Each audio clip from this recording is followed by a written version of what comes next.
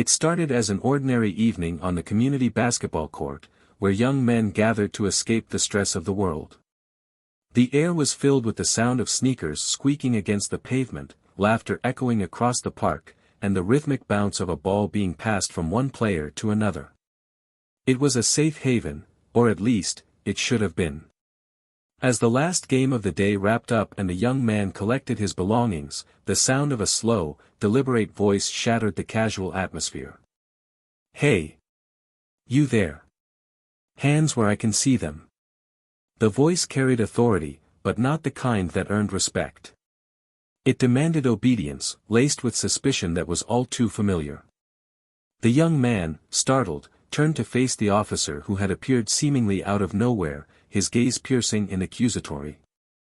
He froze, his heart racing as he realized the officer's eyes weren't on him as a person but on the color of his skin. "Is there a problem, officer?" the young man asked, his voice steady despite the knot forming in his stomach. "Don't play games with me." "What are you doing here?" the officer barked, stepping closer, his presence looming like a storm cloud. "I just finished playing ball." "I'm heading home," the young man replied, holding up his gym bag as if it were evidence of his innocence. The officer scoffed, his eyes narrowing. "This neighborhood doesn't need your kind hanging around. I've had complaints about disturbances here." "What's in the bag?" The young man felt the heat rise in his chest. The bag? His basketball shoes and a bottle of water?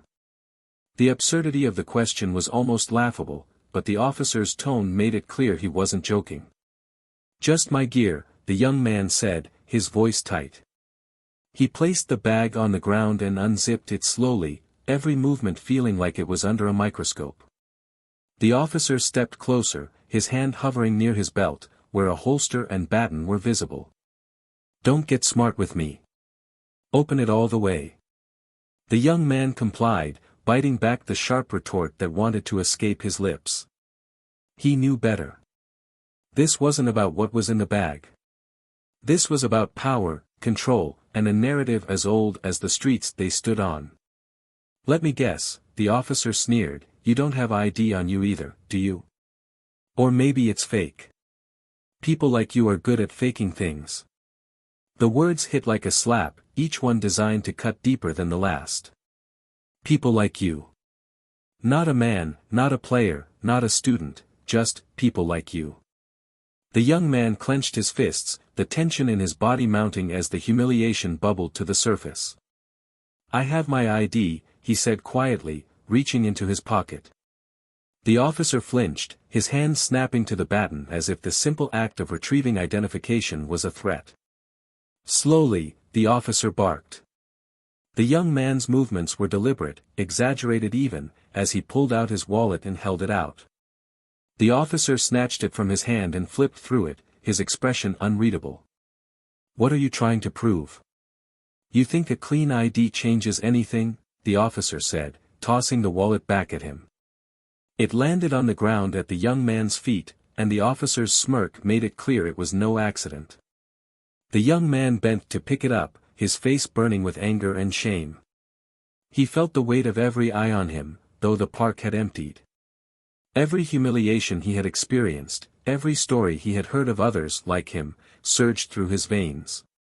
But something else was there, too, something unfamiliar. It was a quiet voice in his mind, a reminder of every lesson his father had taught him. Always stand tall. Never let them break you. And always be ready to defend yourself, not with your fists, but with your resolve. The officer, mistaking the silence for submission, leaned in closer. "That's what I thought. Just another punk who doesn't belong here. Now get out of my sight before I change my mind about letting you walk away."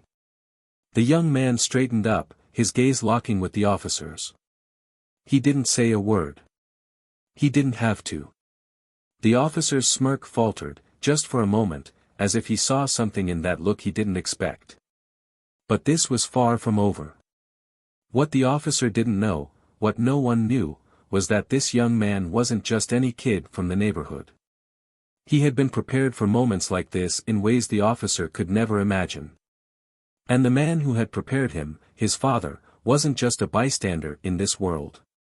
He was someone the officer would come to regret crossing. How far can one act of prejudice ripple when the tables are turned? How does justice take form when the rules are finally followed? And what happens when the truth comes out in ways that no one saw coming? You might think you know how this ends. But trust me, you don't. Hello, and welcome to Plow of Twist.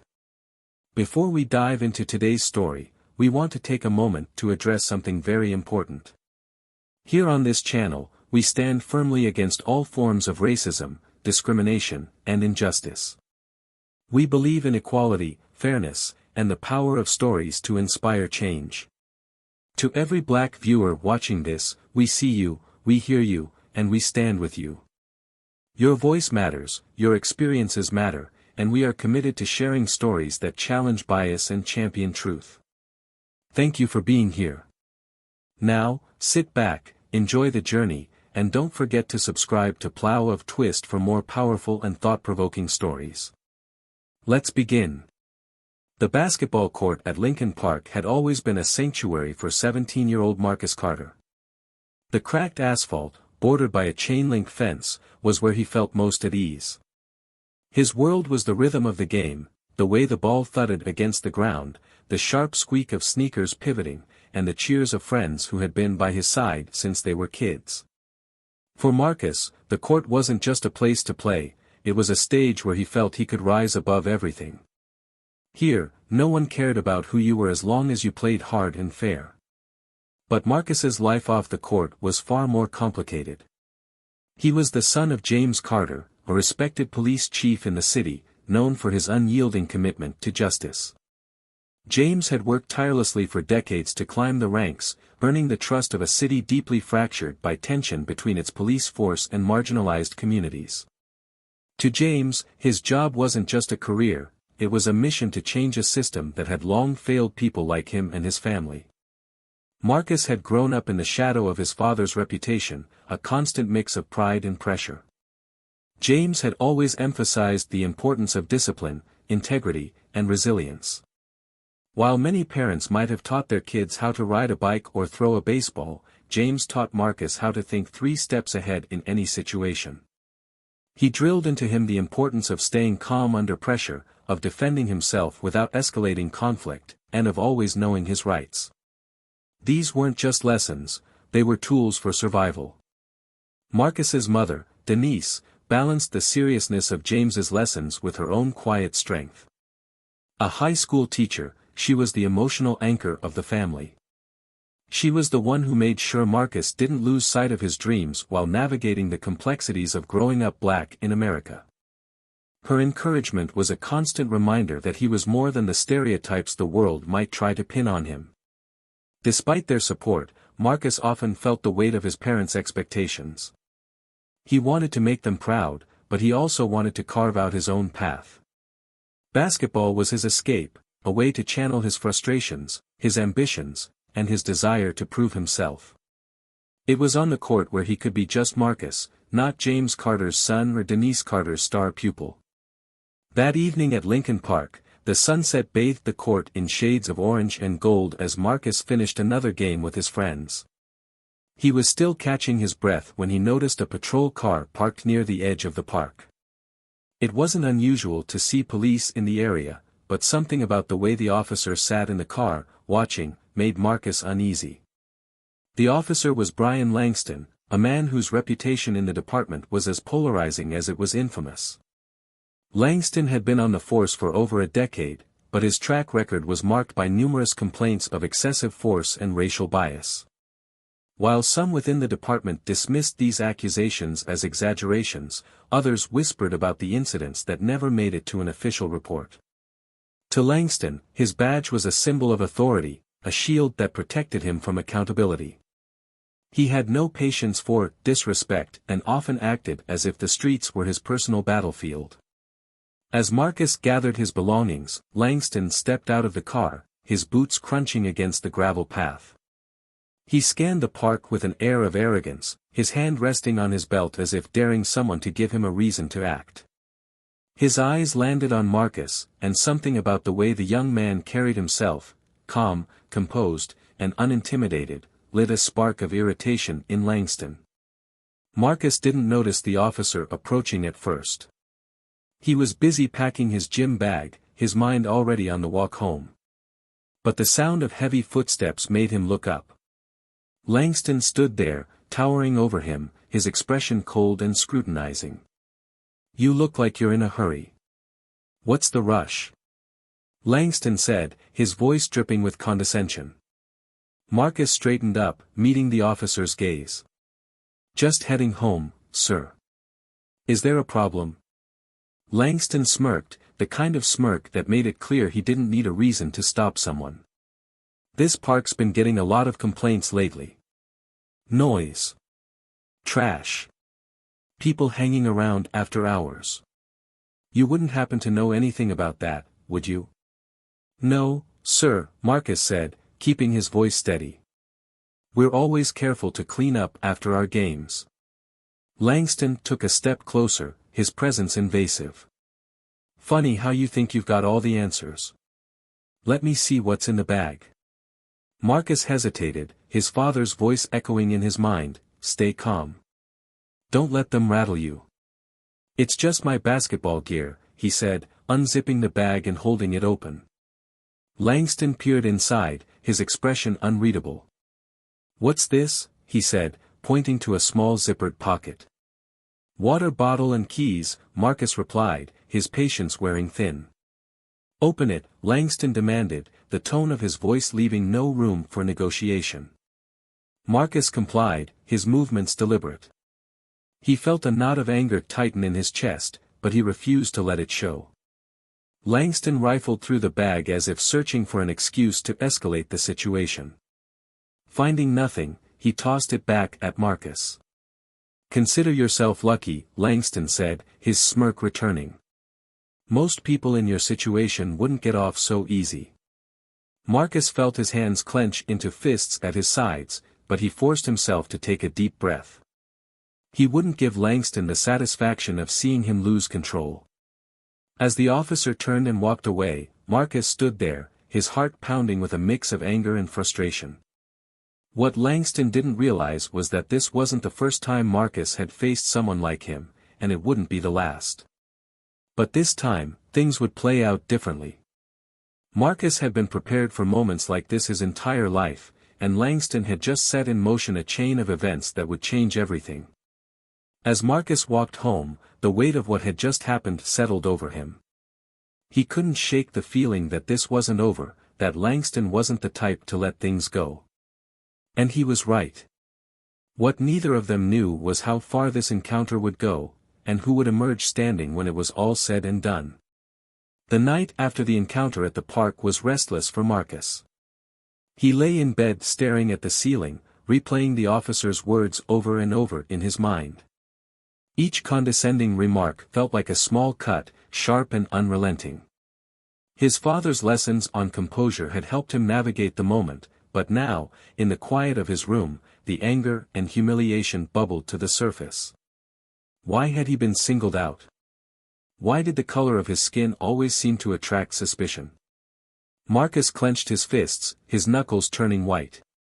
He hated feeling powerless, and the memory of the officer's smirk made his blood boil. The next morning, Marcus tried to shake off the unease as he joined his family at the breakfast table. James Carter, dressed sharply in his police chief uniform, sipped his coffee while scanning through a folder of reports. Denise placed a plate of eggs and toast in front of Marcus, her warm smile a temporary balm for his frustration. But the silence at the table didn't last long.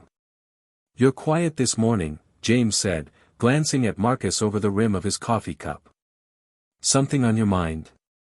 For a moment, Marcus considered brushing it off, but the memory of the night before was too fresh, too raw.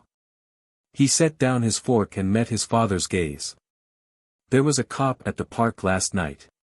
He stopped me for no reason, went through my stuff, and made it clear he thought I didn't belong there." Denise froze mid-step, the worry evident on her face. James leaned forward, his expression hardening. "Did he touch you?"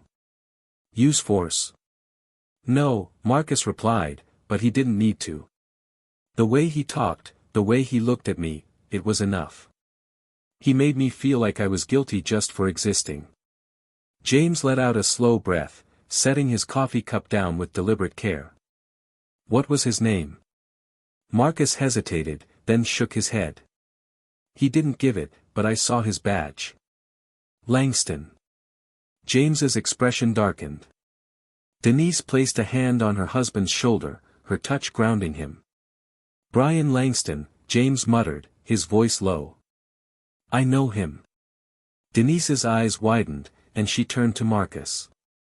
You did the right thing staying calm, but you should have called your father right away. Marcus frowned. And what would that have done? He didn't care who I was. To him, I'm just another black kid who doesn't belong. James stood, his movements tense.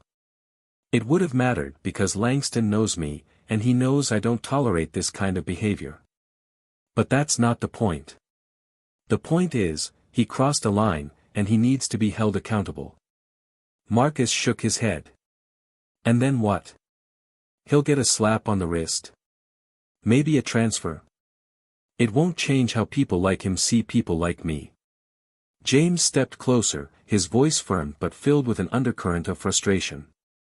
You're right, it won't change him. But we don't let things slide just because the system is flawed. We fight it, piece by piece, until it's better. Denise interjected, her voice calm but resolute. James, before you go charging into this, maybe we should think about how to handle it. You know how these things can spiral. James nodded reluctantly. You're right. I'll deal with it carefully. But Langston isn't getting away with this. As the day unfolded, Marcus couldn't shake the feeling that this wasn't over. He went about his routine, school, homework, basketball, but the encounter lingered in the back of his mind like a shadow. His friends noticed his distraction, and one of them, Elijah, finally confronted him after practice. What's going on with you, man? You've been off all day, Elijah said, dribbling the ball absent-mindedly as they walked off the court. Marcus sighed, debating whether to share. It's nothing. Just some cop at the park last night. Elijah stopped dribbling, his expression shifting to one of concern. What happened? Marcus recounted the story, his words clipped but laced with frustration. Elijah listened, his jaw tightening. That's messed up. They think they can do whatever they want. So what are you gonna do? What can I do? Marcus said, shrugging. It's not like I can change anything. Elijah shook his head. That's not the Marcus I know. You don't just let people walk all over you. You've got more fight in you than that. Marcus didn't respond, but Elijah's words lingered. He didn't want to be the guy who let things slide, but he also didn't want to escalate a situation that could spiral out of control. Still, a part of him couldn't let it go. The tension came to a head that evening when James returned home. He had spent the day digging into Langston's record and what he found only confirmed his suspicions. He called Marcus into the living room, his expression serious. Langston's had complaints against him before, plenty of them, James said. Excessive force, racial profiling, harassment. But nothing ever sticks because he's careful. He knows how to skirt the line. Marcus crossed his arms, his frustration bubbling to the surface. So what are you going to do about it? James leaned forward, his gaze intense. I'm going to hold him accountable. But I need you to understand something, Marcus. This isn't just about you. It's about making sure he doesn't do this to anyone else. And that means we have to be smart, not reckless. Marcus nodded, but the weight of the situation still pressed heavily on him. He wanted justice, but he also wanted to make Langston feel the same humiliation and powerlessness he had inflicted. The conflicting emotions were like a storm inside him, building with every passing moment. Unbeknownst to Marcus, Langston wasn't done either. The officer had spent the day stewing over the encounter, his pride wounded by the way Marcus had looked at him, not with fear, but with defiance. To Langston, it was a challenge, and he wasn't the kind of man to back down from a challenge. He began keeping tabs on Marcus, his presence a looming threat that Marcus couldn't ignore. The tension between the two grew like a tightly wound spring, ready to snap. Marcus felt it every time he stepped onto the court, every time he walked through his neighborhood. It was as if Langston was everywhere, watching, waiting for an excuse to strike again. The stage was set for a confrontation that would change everything. But as the pieces fell into place, Marcus couldn't shake the feeling that this wasn't just about him and Langston. It was about something much bigger, something that had been building long before their paths had crossed. And when the moment came, it would demand more from Marcus than he ever thought possible. The night was still and heavy, the kind of silence that made every sound sharper, every shadow darker. Marcus walked down the familiar path from Lincoln Park, his gym bag slung over his shoulder. He felt the tension in the air before he heard the sound of boots on pavement. It wasn't the first time he'd been followed, but tonight felt different. He slowed his pace, glancing over his shoulder, and there he was, Langston. The officer emerged from the shadows, his face illuminated by the dim glow of the streetlights. Marcus stopped and turned to face him, his heart pounding but his face calm. "Is there something I can help you with, Officer Langston?" Langston smirked, his hand resting casually on his belt. "Funny how you think you've got the upper hand, kid. I told you, this neighborhood doesn't need your kind hanging around. Didn't think I'd have to explain myself twice." Marcus held his ground, his voice steady. "I live here. I have every right to be here, just like you." Langston took a step closer, his smirk fading into a sneer. "You think you're smart, don't you? Walking around like you're untouchable, just because of who your daddy is. Let me tell you something, your father doesn't scare me." Marcus's chest tightened, but he didn't flinch. "This isn't about my father. It's about you and the way you treat people who look like me. You're so sure of your power that you can't see how wrong you are." Langston's laugh was cold and sharp, cutting through the night. "You think you're gonna lecture me on right and wrong? I've been doing this job long enough to know how the world works. And people like you don't get to tell me how to do my job." Marcus's fists clenched at his sides, but he kept his voice measured. "It's not your job to harass people who haven't done anything wrong. It's not your job to use your badge as a weapon." Langston's hand twitched toward his baton, and for a moment, Marcus thought he might use it. But instead, Langston stepped even closer, his voice dropping to a dangerous whisper. "Let me give you a little piece of advice, kid. People like you don't get second chances. You want to walk away from this? You'd better start learning your place." Before Marcus could respond, headlights illuminated the scene. A car pulled up, and Marcus's father stepped out, his face a mask of controlled fury. James Carter's presence was commanding, his voice cutting through the tension like a blade. "Langston. What the hell are you doing?" Langston straightened, his expression shifting to one of mock innocence. "Just doing my job, Chief. Making sure this young man isn't causing any trouble." James stepped between Marcus and Langston, his tone low but firm. "Your job is to protect and serve, not to intimidate and harass. I've seen your record, Langston. You've been walking a fine line for years, but tonight, you crossed it." Langston's smirk returned, but it was weaker now, his confidence wavering. "I don't know what you're talking about, Chief." The kid looked suspicious. "I was just checking things out." James's eyes burned with controlled anger. "Suspicious? Walking home from the park with a gym bag is suspicious to you? Or is it just that he's black? You've made a habit of targeting people like him, but that stops tonight." Langston's expression hardened, his voice laced with defiance. "You think you can just throw your weight around because you're the chief? This city isn't gonna change just because you want it to." James's voice was steady but carried the weight of authority. "It's not about me, Langston. It's about accountability. And you're about to learn what that means. Langston's bravado faltered, and for the first time, Marcus saw a flicker of uncertainty in his eyes. James turned to Marcus, his voice softer now. Go home, son. This is over. But Marcus shook his head, his voice calm but resolute. No, Dad. It's not over. He needs to understand what he did and why it's wrong. James hesitated, then nodded. He turned back to Langston, his expression cold. You're going to answer for this, Langston. The days of you hiding behind your badge are over. Langston opened his mouth to respond, but before he could, another car pulled up. This time, it was 2 officers from Internal Affairs. James had called them earlier, knowing Langston wouldn't be able to resist another confrontation.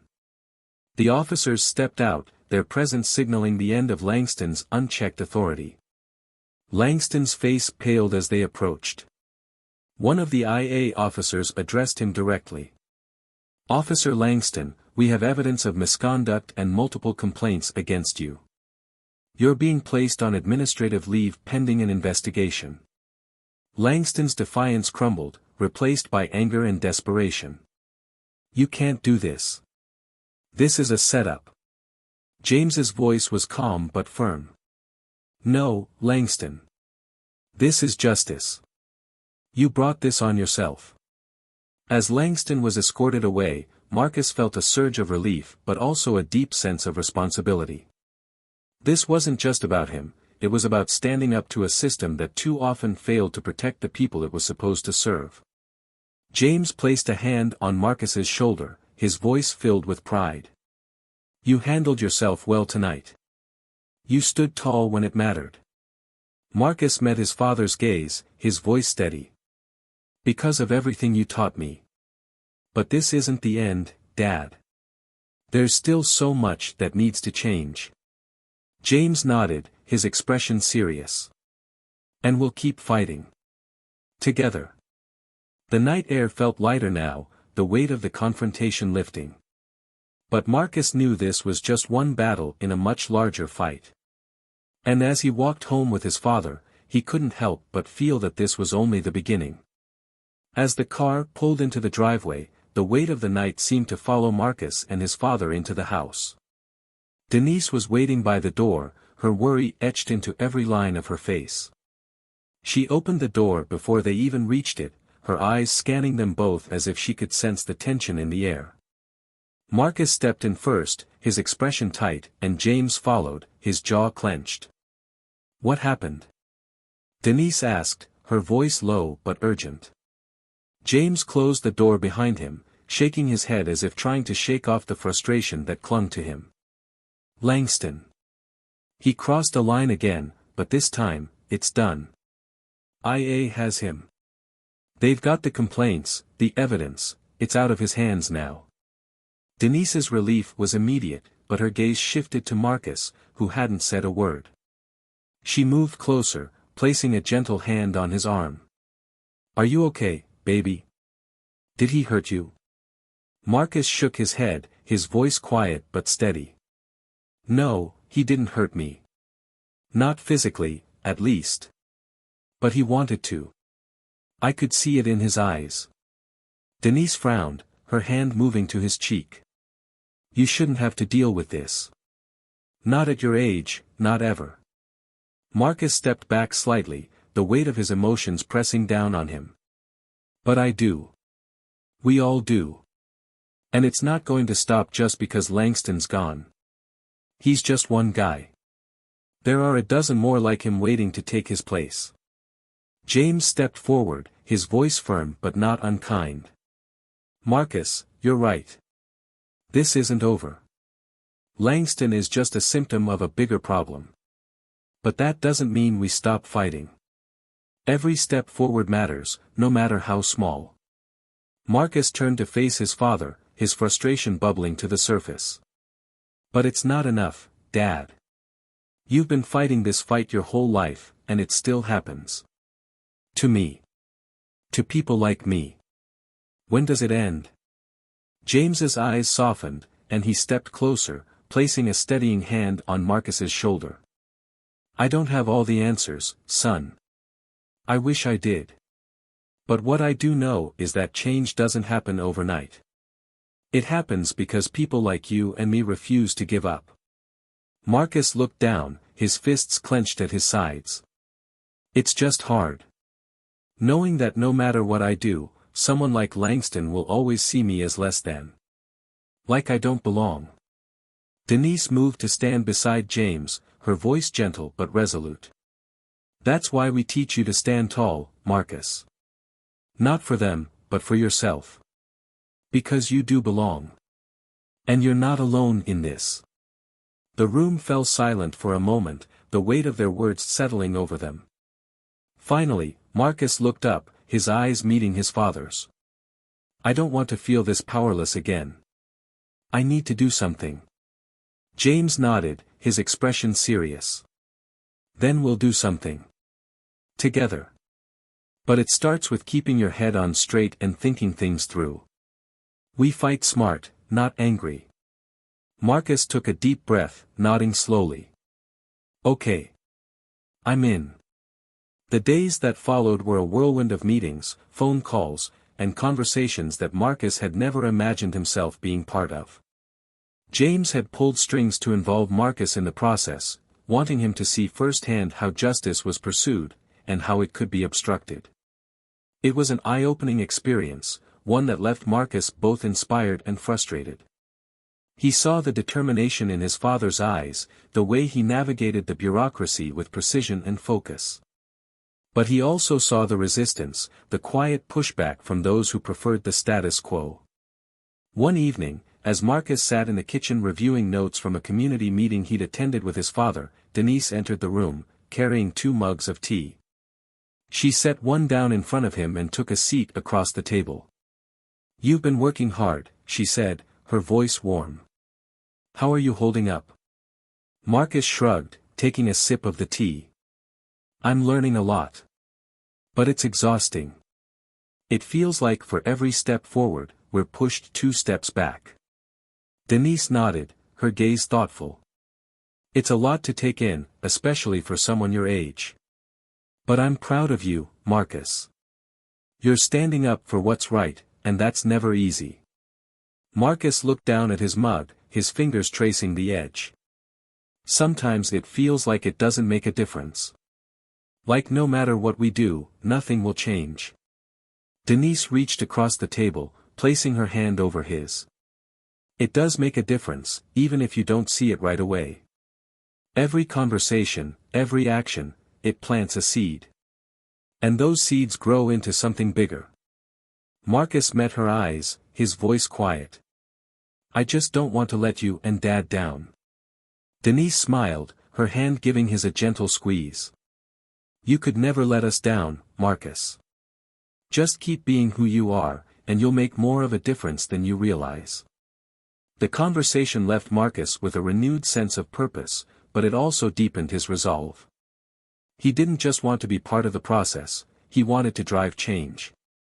And as the days turned into weeks, Marcus began to find his voice, not just in meetings, but in conversations with his friends, his peers, and even strangers. He realized that the fight wasn't just in courtrooms or police departments, it was in the hearts and minds of people everywhere. Meanwhile, Langston's case had become a focal point in the city, drawing attention from activists, journalists, and community leaders. The pressure mounted as more people came forward with their stories, painting a picture of a man who had abused his authority for years. Marcus watched the events unfold with a mix of satisfaction and unease. He knew this was a victory, but it felt incomplete. The damage Langston had done couldn't be undone, and the systemic issues that had allowed him to thrive remained.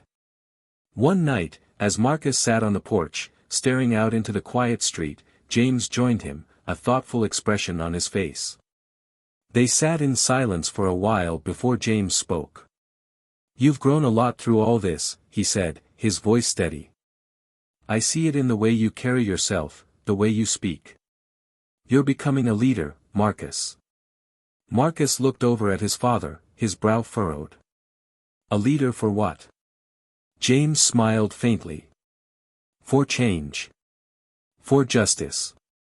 For the future. Marcus didn't respond right away, his gaze returning to the street. I just want to make things better. For everyone. James nodded, his expression proud. And you will. One step at a time. The conversation lingered in Marcus's mind as he prepared for the next chapter of their fight. The road ahead was long and uncertain, but for the first time, he felt ready to face it head-on. He wasn't just his father's son or a kid on a basketball court. He was Marcus Carter, and he was ready to make his mark. The fallout from Langston's case spread through the city like ripples in a pond. The local news covered it relentlessly, digging into every detail of his misconduct. Protests erupted outside the police department, calling for deeper reforms and accountability. Community leaders held press conferences demanding action, and for the first time, Marcus saw a glimpse of the collective power that had been brewing for years. Yet, amidst the public spectacle, there was an undercurrent of uncertainty that Marcus couldn't ignore. At school, Marcus noticed how the dynamics around him shifted. Some of his classmates approached him cautiously, their questions veiled with curiosity and discomfort. Others openly voiced their support, commending his courage for standing up to an unjust system.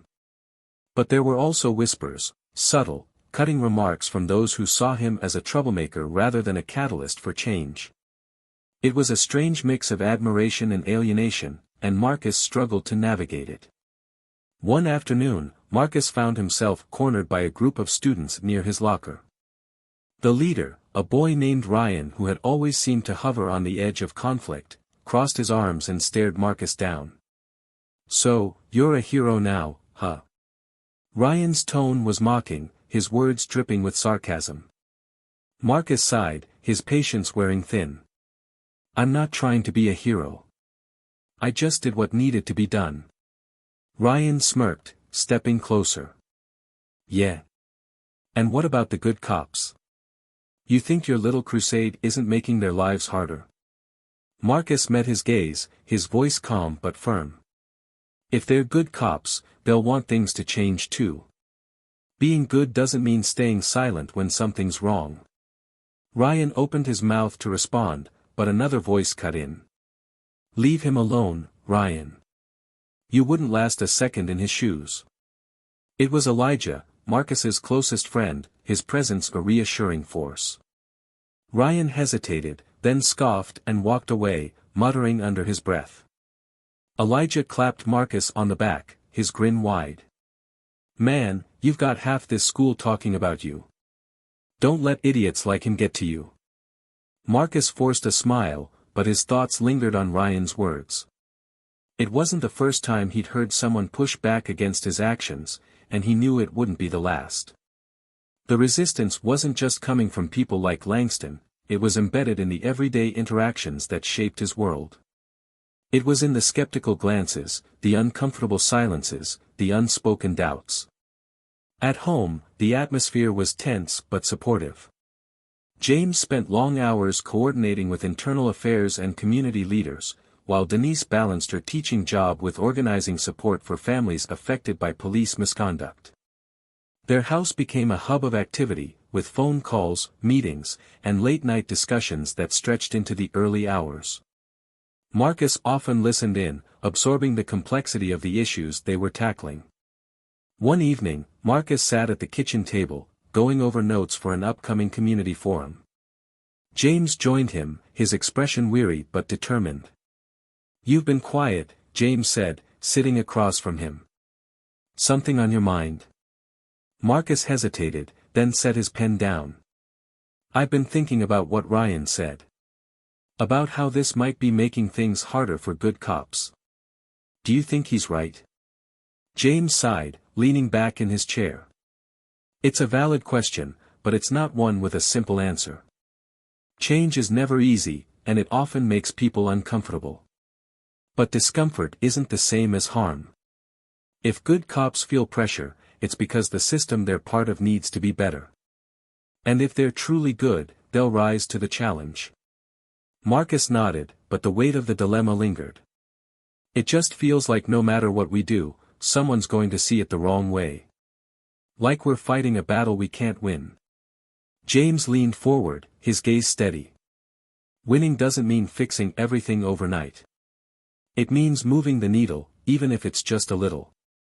It means refusing to accept the status quo, even when it's easier to stay silent. And it means knowing that the fight is bigger than any one of us. The words resonated with Marcus, but they also deepened his resolve. He didn't want to just be part of the movement, he wanted to lead it. He wanted to be the voice that others could look to when they felt powerless. But with that desire came a new set of challenges, expectations, scrutiny, and the constant fear of failure. As Langston's case moved forward, the tensions in the city escalated. The protests grew larger, the rhetoric sharper, and the stakes higher. Marcus found himself at the center of it all, his name and face becoming symbols of the fight for justice. It was empowering, but it was also isolating. He felt the weight of every decision, every word, every action. And he knew that one misstep could unravel everything. One night, as Marcus prepared for a speech at a rally, Denise pulled him aside. Her expression was gentle, but her eyes held a hint of worry. "You've been doing so much, Marcus," she said, her voice soft. "I'm proud of you, but I need you to take care of yourself too. This fight isn't just about the big moments. It's about the everyday choices you make, the way you carry yourself. Don't lose sight of who you are." Marcus nodded, her words sinking in. He knew she was right. The fight was important, but so was staying true to himself. He couldn't let the weight of the movement overshadow his own identity, his own dreams. At the rally, Marcus stood before the crowd, his voice steady but filled with emotion. He spoke about Langston's case, about the need for accountability, about the hope for a better future. And as he looked out at the sea of faces, some familiar, some strangers, he felt a spark of something he hadn't felt in weeks. Hope. The night ended with a sense of unity that Marcus hadn't expected. People approached him, thanking him for his courage, sharing their own stories, their own struggles. It was a reminder that he wasn't alone in this fight, that the movement was bigger than him. And as he walked home with his parents, the weight on his shoulders felt just a little lighter. But as the days passed, Marcus began to see the cracks in the progress they had made. The resistance wasn't just coming from individuals like Langston, it was embedded in the systems that allowed him to thrive. The fight was far from over, and Marcus knew that the road ahead would be long and uncertain. Yet, for the first time, he felt ready to face it. Not as a victim, but as a leader. Not as a symbol, but as himself. Marcus Carter. A young man who refused to be silenced, who refused to give up. And as he prepared for what came next, he knew that this was only the beginning. The days following the rally were a mix of tension and reflection for Marcus. The energy from the crowd, the voices rising together in unity, had been powerful, but it was fleeting. As the city settled back into its rhythm, the weight of reality pressed down harder than ever. The headlines began to shift, moving away from Langston's case to other stories, other crises. The momentum that had felt unstoppable was now beginning to waver, and Marcus could feel it slipping through his fingers. At home, the atmosphere was quieter but charged. James was spending more time at work, dealing with the aftermath of the case and the growing calls for reform within the department. Denise balanced her teaching responsibilities with community outreach, often coming home late with stacks of notes and a tired but determined look on her face. Marcus, left with more time to himself, found his thoughts drifting to everything that had happened, to everything that was still unresolved. One evening, as Marcus sat on the porch with his basketball resting at his feet, Elijah arrived, his usual easygoing demeanor replaced with something more serious. He pulled up a chair beside Marcus, leaning forward with his elbows on his knees. "You've been hard to reach lately," Elijah said, his voice steady but carrying an edge of concern. "What's going on with you?" Marcus shrugged, his eyes fixed on the ball. "Just thinking. A lot's happened." Elijah nodded, his gaze steady. Yeah, a lot has happened. You've done more in the past few weeks than most people do in years. But I know you, Marcus. When you start shutting people out, it means something's eating at you. Marcus exhaled slowly, leaning back in his chair. It's just, everything. The protests, the speeches, the case. It feels like we're trying to climb this massive mountain, and every time we get close to the top, the peak just moves further away. Elijah tilted his head, considering his words. Yeah, it's a mountain, all right. But you're not climbing it alone. You've got your dad, your mom, me, and half this city behind you. You're not carrying this by yourself, man. Marcus looked over at Elijah, his voice quieter now. Sometimes it feels like I am. Like if I don't keep pushing, everything's just going to fall apart. And I don't know how to make it all work. Elijah leaned back, his expression softening. You don't have to make it all work, Marcus. You just have to keep moving. One step at a time. That's all anyone can do. The words settled over Marcus like a warm blanket, easing some of the tension in his chest. He nodded slowly, a small smile tugging at the corners of his lips.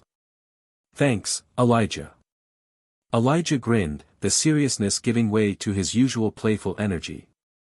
Anytime, man. Now, let's shoot some hoops before you overthink yourself into a coma. They played for a while, the sound of the ball hitting the pavement and their laughter filling the quiet street. For a brief moment, Marcus felt like himself again, just a kid playing basketball with his best friend, free from the weight of the world. But the reprieve was short-lived. The next morning, James called a family meeting in the living room. His expression was calm, but Marcus could sense the tension beneath it. Denise sat beside him, her hands folded neatly in her lap, her gaze steady but concerned. We need to talk about what's next, James began, his voice measured. Langston's case is moving forward, but there's still resistance within the department. Not everyone is on board with the changes we're pushing for. Marcus frowned, leaning forward. What kind of resistance? James sighed, rubbing the back of his neck. There are officers who think we're going too far, that holding Langston accountable sets a dangerous precedent. They're worried it'll make the department look weak, that it'll invite more scrutiny. Marcus's frustration bubbled to the surface. But that's the whole point. The department should be under scrutiny if it's not doing its job. Why is that so hard for them to understand? James met his son's gaze, his voice steady. Because change is hard, Marcus. Especially for people who've spent their whole lives doing things a certain way. It's not an excuse, but it is the reality. And if we're going to make this work, we have to be strategic. Denise nodded, her voice soft but firm. This isn't just about Langston anymore. It's about creating a foundation for lasting change. That means being patient, even when it's frustrating. Marcus leaned back, his arms crossed over his chest. Patience isn't going to stop another Langston from showing up. It's not going to stop someone else from going through what I did. James's expression softened, and he leaned forward, his tone gentler. No, it won't. But it will make it harder for people like Langston to get away with it. And that's a start. The conversation lingered in Marcus's mind long after it ended. He understood the need for patience, for strategy, but it didn't make the waiting any easier. He wanted action, results, a tangible sign that things were changing. And as the days stretched into weeks, the weight of that waiting grew heavier. One afternoon, Marcus was helping Denise organize supplies for a community outreach event when his phone buzzed with a notification. It was an article about Langston's case, detailing the latest developments. The evidence against him was overwhelming, but the article also highlighted the backlash from some within the department and the community. The headline read, Police Reform, Progress or Overreach? Marcus stared at the screen, his emotions swirling. He felt pride at the progress they'd made but also frustration at the resistance they continued to face. It was a stark reminder that the fight was far from over. Denise noticed his expression and placed a hand on his shoulder. "What's on your mind, Marcus?" He showed her the article, his voice quiet. "It feels like no matter what we do, there's always going to be someone pushing back." Denise smiled gently, her eyes filled with warmth. "There will always be resistance, Marcus. But that doesn't mean we stop. It means we keep pushing, keep showing up, until the resistance has no choice but to give way." Her words stayed with Marcus as he prepared for another community forum that evening. He knew the road ahead would be long and difficult, but he also knew he wasn't alone. And as he stood before the crowd that night, his voice steady and resolute, he felt a renewed sense of purpose. The fight wasn't just about Langston or the department. It was about building something better for the future, one step at a time. As the weeks stretched on, the weight of the ongoing case and the reform efforts seemed to press down harder on everyone involved. Marcus found himself juggling school, community events, and an increasing number of conversations about the future. Each interaction felt like it carried the weight of 1,000 expectations, and while he was proud of what they were accomplishing, he couldn't ignore the quiet exhaustion creeping in. One evening, Marcus sat at the kitchen table, staring at the blank page of a notebook in front of him. He had been asked to prepare a speech for an upcoming town hall, but the words wouldn't come. His thoughts were a tangled mess, a mix of frustration, hope, and doubt. He tapped his pen against the table, the rhythmic sound filling the quiet room. Denise entered, a cup of tea in her hand, and she paused when she saw him. "Still working on that speech?" she asked, her voice soft. Marcus nodded, letting out a frustrated sigh. "Trying to. But it feels like I've already said everything there is to say. I don't know what else people want to hear." Denise set the tea down in front of him and took a seat across the table. "Maybe it's not about what they want to hear. Maybe it's about what you need to say." Marcus looked at her, his brow furrowed. "What if I don't know what that is anymore? It's like I've been saying the same things over and over, and nothing changes." Denise reached out, placing her hand over his. "Things are changing, Marcus. Maybe not as quickly as we'd like, but they are. You've been a part of that change. Don't underestimate the impact you've had." Marcus shook his head, his voice quiet. "It doesn't feel like enough." Denise's gaze softened, and she squeezed his hand gently. "It might not feel like enough now, but that's because the work isn't done. Change isn't always loud and immediate. Sometimes it's quiet and steady, like water carving a path through stone. It takes time, but it gets there." Her words lingered in Marcus's mind long after she left the room. He stared at the notebook, his pen hovering over the page, and slowly, the words began to come. He wrote about the weight of expectations, about the frustration of resistance, but also about the hope that kept him moving forward. By the time he finished, the exhaustion had given way to a sense of clarity, and for the first time in weeks, he felt a spark of determination reignite. At the town hall, the room was packed with community members, activists, and local leaders. Marcus sat near the front with his parents, waiting for his turn to speak.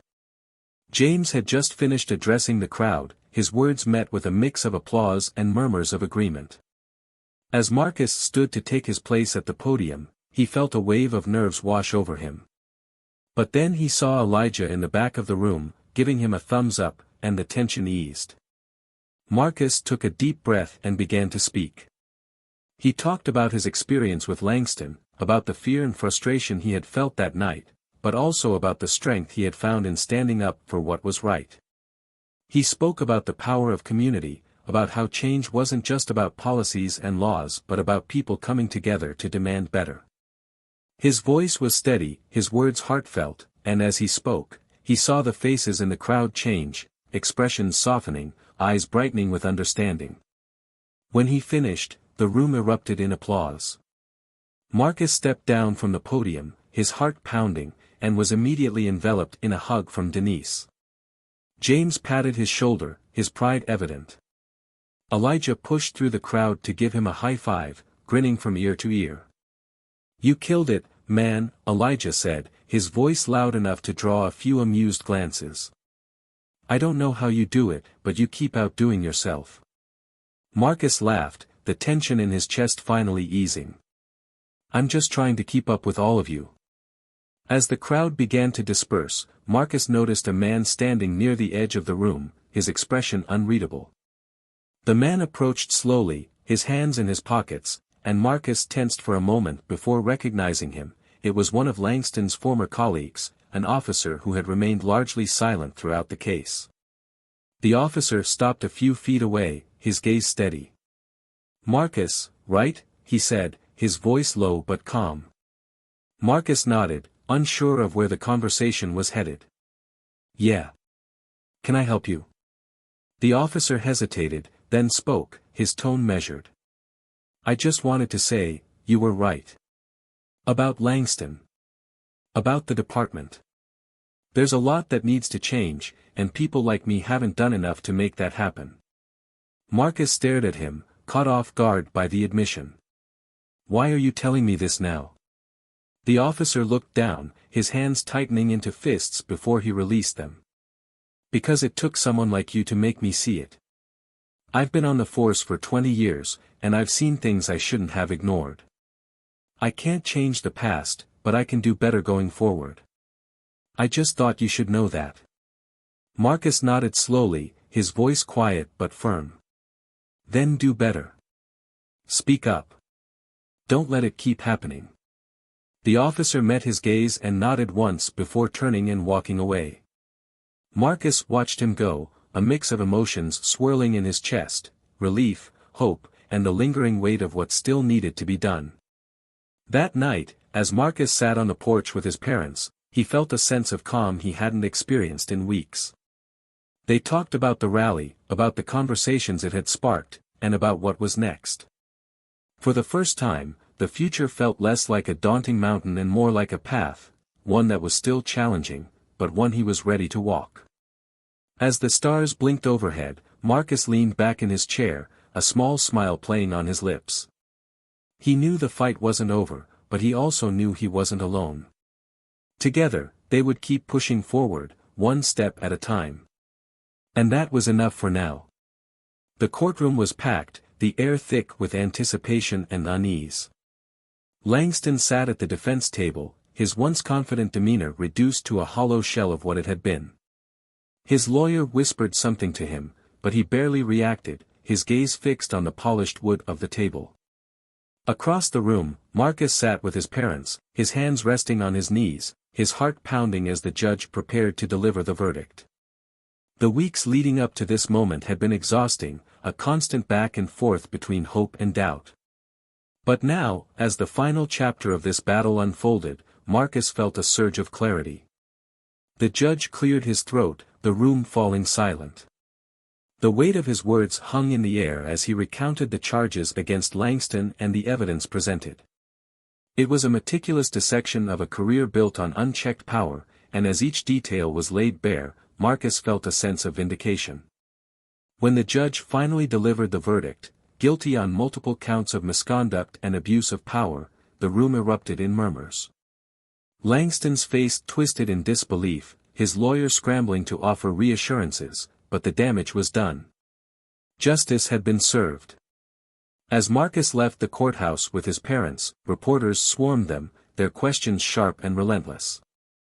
James held up a hand, his voice calm but firm as he addressed the crowd. "Today is a step forward, not just for my son, but for every person who has ever felt powerless in the face of injustice. This is not the end of the fight, but it is a reminder that accountability is possible." Marcus stood beside his father, his own voice steady as he added, "This isn't just about one man. It's about a system that needs to be better. And we're not stopping here." The words felt powerful, but Marcus knew they were only part of the story. The real work was still ahead, in the conversations that needed to happen, in the policies that needed to change, in the hearts and minds that needed to shift.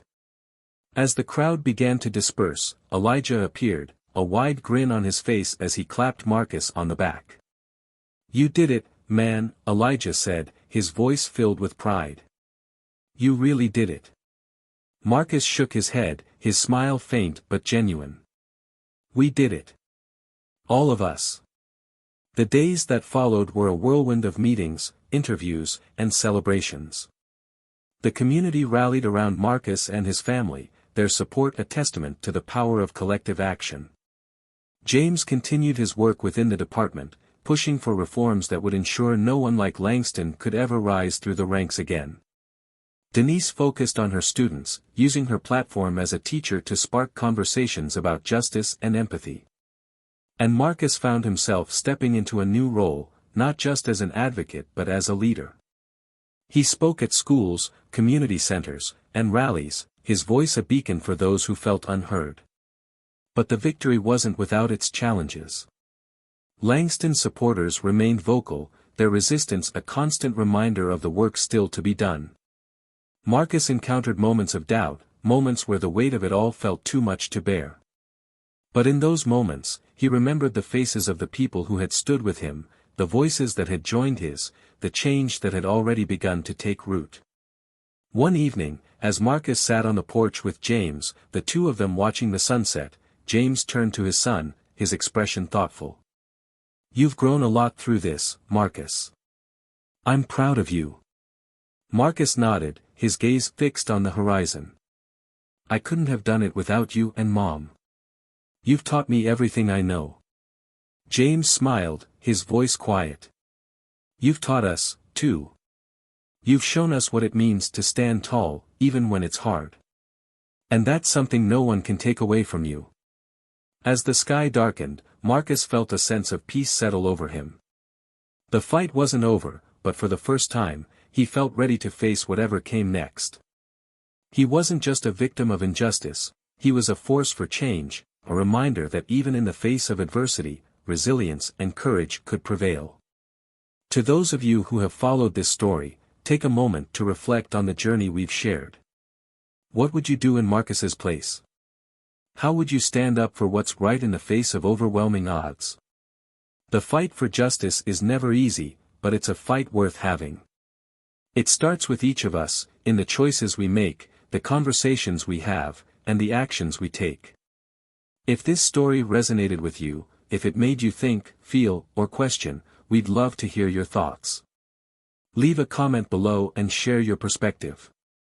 And if you haven't already, make sure to subscribe to Tales of Twist for more stories that challenge, inspire, and move you.